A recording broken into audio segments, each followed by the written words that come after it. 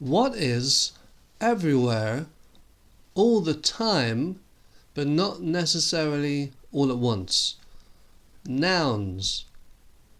This is British English with me, Frank. Nouns are things, people, places. They can even be characteristics of a person or qualities or abstract ideas. These are all nouns. But there are 10 different types of nouns, and that's what we're going to look at in this video.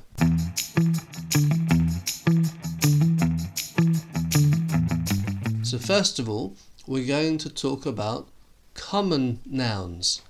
See, common nouns are unspecific, non-defined things.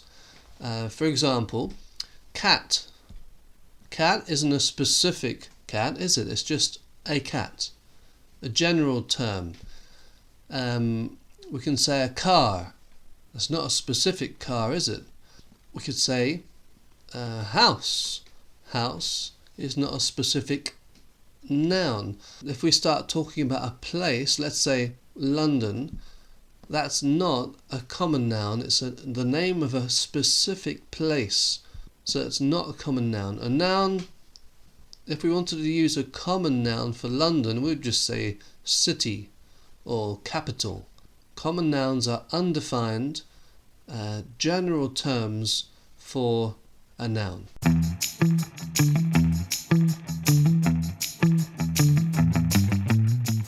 Number 2, proper nouns. Now, proper nouns are, like we just said, London, a specific place. So a defined or specified thing. So what other examples can we think of? Well, Frank is a proper noun because it's identifying someone, isn't it? We can say Mary is a proper noun because it identifies a person. We can think of places, people, branded products, etc. So if you look on the high street, you see all the brands of clothing, of coffee, of donuts. Well, the title of those brands is a proper noun.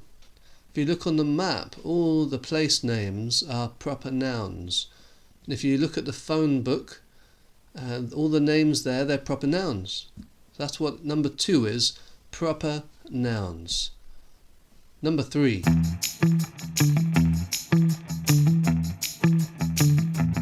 Number 3, singular nouns. Now there's a clue in the name, isn't there?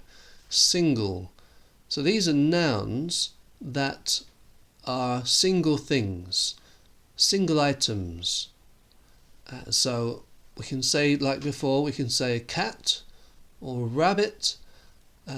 These are just one thing. A house, a car, a camera, a computer, and so on.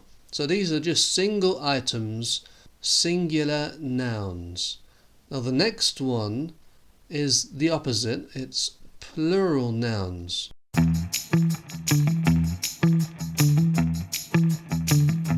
So number 4, plural nouns. Now again, we can see how when it's plural there's 2 or more. So instead of being shop, it's shops. Instead of being car, it's cars. Or instead of school, which is a singular noun, the plural noun version of that will be schools. So you put an S on the end of the noun. There are certain exceptions to that, but as a general rule, we put an S on the end of a noun to make it plural.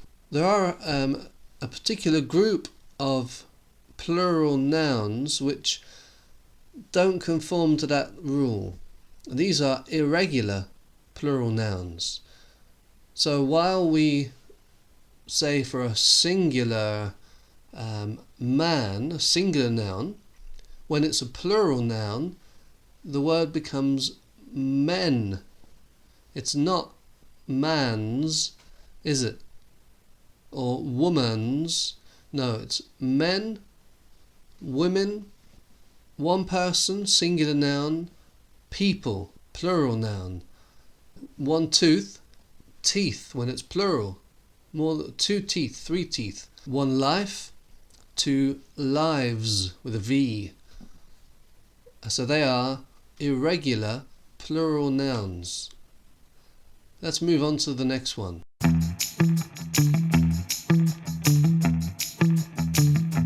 Number 5, concrete nouns, is probably not what you're thinking. They're not nouns that are made of concrete, but rather they are nouns that can be perceived by our senses.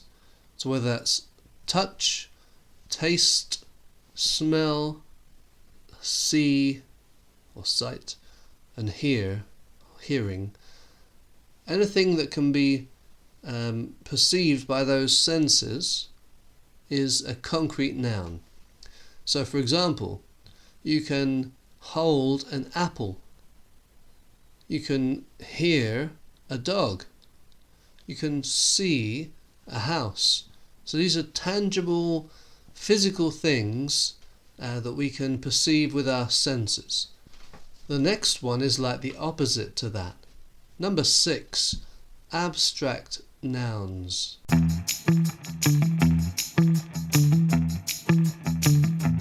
Abstract nouns. Now these are nouns that can't be perceived by the senses.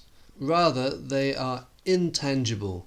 They're things that can't be touched or felt or heard. For example, ideas, concepts, theories, qualities of a person. While being nouns, they're not physical things that you can touch, intangible things. So love is an intangible or abstract noun. Happiness is an abstract noun. Creativity is another abstract noun. Politics is an abstract noun. So there's, again, many examples. So we have, remember, the concrete nouns and the abstract nouns. They are opposites. What about number 7?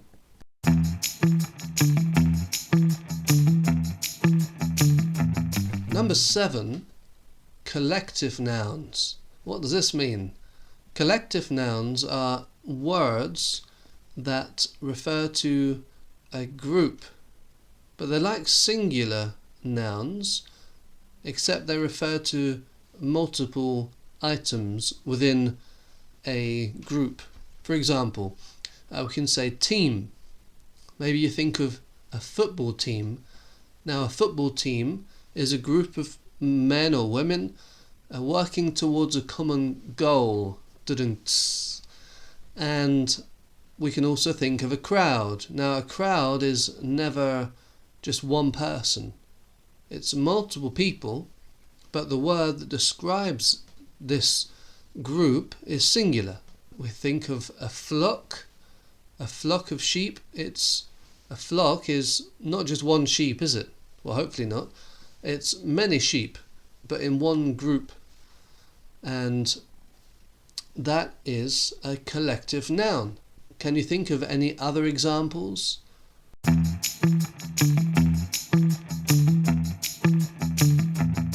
Number 8, compound nouns. Now these are not nouns that are kept in a compound. Rather, they are nouns that are made up of more than one word. For example, we have the word tooth and we have the word paste. But we don't say paste for teeth, do we? Like a sentence, like a phrase, we say toothpaste. So this is a compound noun made up of two words that are stuck together. We have examples that are hyphenated. Dry cleaning. Dry hyphen or dash cleaning. Dry cleaning it's a noun made up of more than one word, all stuck together. A compound noun. The last two are quite interesting, but again, opposites to each other. Countable nouns, number 9, and number 10, uncountable nouns. So let's look at number 9 first, countable nouns.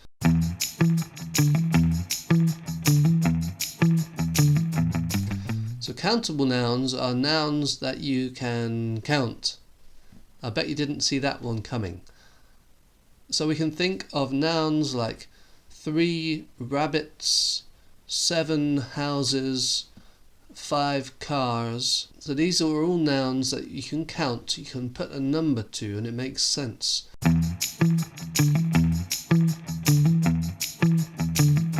Uncountable nouns, number 10, our last noun, are nouns that you can't count as such without a qualifying term. Water.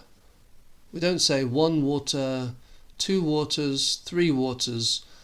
We can say a glass of water, a glass or 2 glasses of water. That will be a countable noun, but water is an uncountable noun. Other examples of this is like happiness. Oh, give me 3 happinesses, please.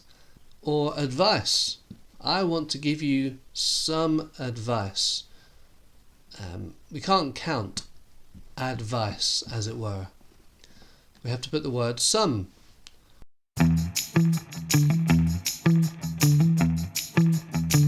So do you remember the 10 different types of nouns?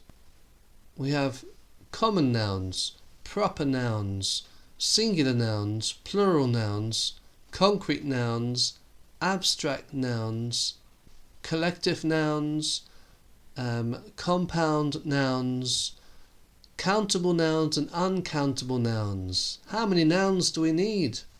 So I recommend next time you look at an article, a book, or some other reading material, or even when you're listening to a radio or TV program, take note of the nouns and try and work out which one it is. Now, some may be in more than one category. Well, that's your homework. If you want to know more general information about the different parts of speech, well then watch this video here. Until next time, keep learning English with me, Frank.